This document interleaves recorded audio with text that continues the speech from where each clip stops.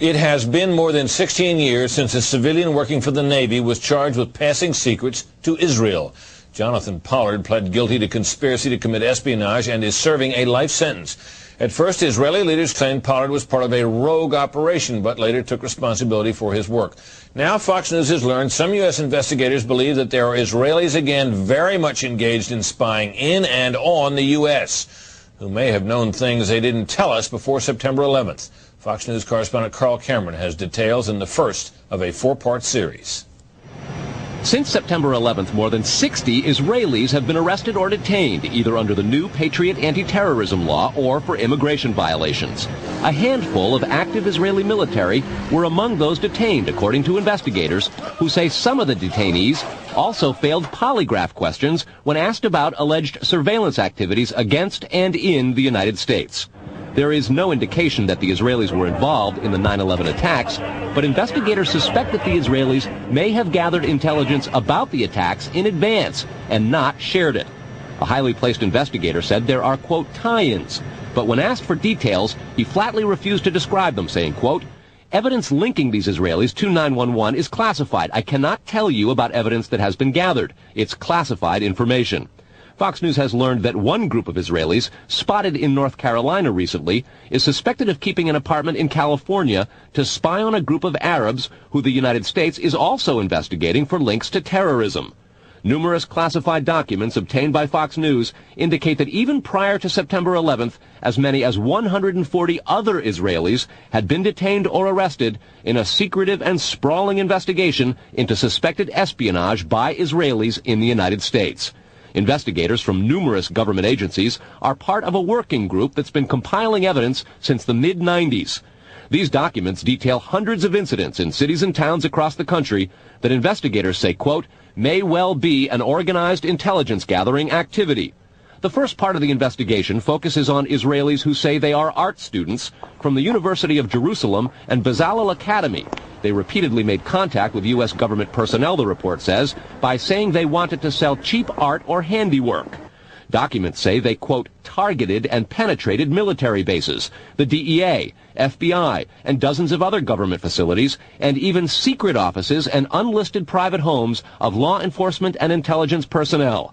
The majority of those questioned, quote, stated they served in military intelligence, electronic surveillance intercept, and or explosive ordnance units. Another part of the investigation has resulted in the detention and arrests of dozens of Israelis at American Mall kiosks, where they've been selling toys called Puzzle Car and Zoomcopter. Investigators suspect a front. Shortly after the New York Times and Washington Post reported the Israeli detentions last month, the carts began vanishing. Zoomcopter's webpage says, we are aware of the situation caused by thousands of mall carts being closed at the last minute. This in no way reflects the quality of the toy or its saleability. The problem lies in the operator's business policies. Why would Israelis spy in and on the U.S.? A General Accounting Office investigation referred to Israel as Country A and said, quote, according to a U.S. intelligence agency, the government of Country A conducts the most aggressive espionage operation against the U.S. of any U.S. ally. A defense intelligence report said Israel has a voracious appetite for information and, quote, the Israelis are motivated by strong survival instincts which dictate every facet of their political and economic policies. It aggressively collects military and industrial technology, and the U.S. is a high priority target. The document concludes, quote, Israel possesses the resources and technical capability to achieve its collection objectives. A spokesman for the Israeli embassy here in Washington issued a categorical denial, saying any suggestion that Israelis are spying in or on the U.S. is, quote, simply not true. There are other things to consider, and in the days ahead, we will take a look at the U.S. phone system and law enforcement's methods for wiretaps, and an investigation into the possibility that both have been compromised by our friends and allies overseas. Brett? Carl, what about this question of advanced knowledge of what was going to happen on 9/11? How clear are investigators that some Israeli agents may have known something? Well, it's very explosive information, obviously, and there's a great deal of evidence that they say they have collected, none of it necessarily conclusive. It's more when they put it all together. A bigger question, they say, is how could they not have known? Almost a direct quote, Brett. This going to the fact that they were spying on some Arabs, right? Correct. All right, Carl, thanks very much. We reported on the approximately 60 Israelis who had been detained in connection with the September 11th terrorism investigation. Carl Cameron reported that U.S. investigators suspect that some of these Israelis were spying on Arabs in this country and may have turned up information on the planned terrorist attacks back in September that was not passed on. Tonight, in the second of 4 reports on spying by Israelis in the U.S., we learn about an Israeli-based private communications company for whom a half dozen of those 60 detained suspects worked. American investigators fear information generated by this firm may have fallen into the wrong hands and had the effect of impeding the September 11th terror inquiry. Here's Carl Cameron's second report. Fox News has learned that some American terrorism investigators fear certain suspects in the September 11th attacks may have managed to stay ahead of them by knowing who and when investigators are calling on the telephone. How? By obtaining and analyzing data that's generated every time someone in the U.S. makes a phone call. One sitting in state, please. Here's how the system works. Most directory assistance calls and virtually all call records and billing in the U.S. are done for the phone companies by Amdocs Limited, an Israeli-based private telecommunications company. Amdocs has contracts with the 25 biggest phone companies in America and more worldwide. The White House and other secure government phone lines are protected, but it is virtually impossible to make a call on normal phones without generating an Amdocs record of it. In recent years, the FBI and other government agencies have investigated Amdocs more than once. The firm has repeatedly and adamantly denied any security breaches or wrongdoing. But sources tell Fox News that in 1999, the super-secret National Security Agency, headquartered in northern Maryland, issued what's called a top-secret, sensitive, compartmentalized information report, TSSCI, warning that records of calls in the United States were getting into foreign hands, in Israel in particular. Investigators do not believe calls are being listened to, but the data about who's calling whom and when is plenty valuable in itself. An internal Amdocs memo to senior company executives suggests just how Amdocs-generated call records could be used. Quote, widespread data mining techniques and algorithms, combining both the properties of the customer, like credit rating, and properties of the specific behavior such as whom the customers are calling. The Amdocs memo says the system should be used to prevent phone fraud, but U.S. counterintelligence analysts say it could also be used to spy through the phone system. Fox News has learned that the NSA has held numerous classified conferences to warn the FBI and CIA how Amdocs records could be used. At one NSA briefing, a diagram by the Argonne National Lab was used to show that if the phone records are not secure, major security breaches are possible. Another briefing document said, quote, it has become increasingly apparent that systems and networks are vulnerable. Such crimes always involve unauthorized persons or persons who exceed their authorization, acting on exploitable vulnerabilities. Those vulnerabilities are growing because, according to another briefing, the U.S. relies too much on foreign companies like Amdocs for high-tech equipment and software. Quote, many factors have led to increased dependence on code developed overseas. We buy rather than train or develop solutions. U.S. intelligence does not believe the Israeli government is involved in a misuse of Amdocs information, and Amdocs insists that its data is secure. What U.S. government officials are worried about, however, is the possibility that Amdocs data could get into the wrong hands, particularly organized crime, and that would not be the first time that such a thing has happened. Fox News has documents of a 1997 drug trafficking case in Los Angeles in which telephone information, the types that Amdocs collects, was used to, quote, completely compromise the communications of the FBI, the Secret Service, the DEA, and the LAPD. And we'll have that and a lot more in the days ahead, Brett. Carl, I want to take you back to your report last night on those 60 people who were Israelis who were detained in the anti-terror investigation, and the suspicion that some investigators have that they may have picked up information on the 9/11 attacks ahead of time, not passed it on. There was a report, you'll recall, that the Mossad, the Israeli intelligence agency, did indeed send representatives to the U.S. to warn just before 9/11 that a major terrorist attack was imminent. How does that leave room for the lack of a warning? Well, I remember the report, Britt. We did it first internationally right here on your show on the 14th. What investigators are saying is that warning from the Mossad was nonspecific and general, and they believe that it may have had something to do with the desire to protect what are called sources and methods in the intelligence community. The suspicion being perhaps those sources and methods were taking place right here in the United States. The question came up in the Select Intelligence Committee on Capitol Hill today. They intend to look into what we reported last night, and specifically that possibility. Brett? So, in other words, the problem wasn't the lack of a warning. The problem was lack of useful details. Quantity of information. All right, Carl, thanks very much. Coming up next, Israeli-based company called Amdocs that generates the computerized records and billing data for nearly every phone call made in America. As Carl Cameron reported, U.S. investigators digging into the 9/11 terrorist attacks fear that suspects may have been tipped off to what they were doing by information leaking out of Amdocs. In tonight's report, we learned that the concern about phone security extends to another company founded in Israel that provides the technology that the U.S. government uses for electronic eavesdropping. Here is Carl Cameron's third report. The company is Comverse Infosys, a subsidiary of an Israeli-run private telecommunications firm with offices throughout the U.S. It provides wiretapping equipment for law enforcement. Here's how wiretapping works in the U.S. Every time you make a call, it passes through the nation's elaborate network of switchers and routers run by the phone companies. Custom computers and software made by companies like Comverse are tied into that network to intercept, record, and store the wiretapped calls, and at the same time transmit them to investigators. The manufacturers have continuing access to the computers so they can service them and keep them free of glitches.